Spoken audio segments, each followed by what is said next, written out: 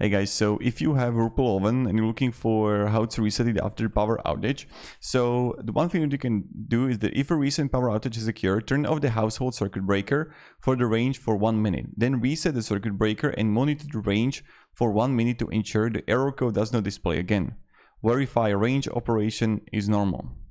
Also, is the control panel locked in demo mode? Some ovens may be equipped with the control lock feature. Look for control lock on the oven control console and then reset by typically holding the button for 3 seconds. Some ovens may also be equipped with the demo mode feature.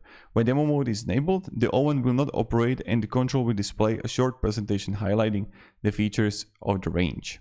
So there was also this video from this guy on Whirlpool X30 oven reset code. So watch it if you want to, maybe it's going to help you. But these are the two things that you want to do. So if it doesn't work at all, completely turn off the circuit breaker and turn it back on and it should help. So have a great day and goodbye.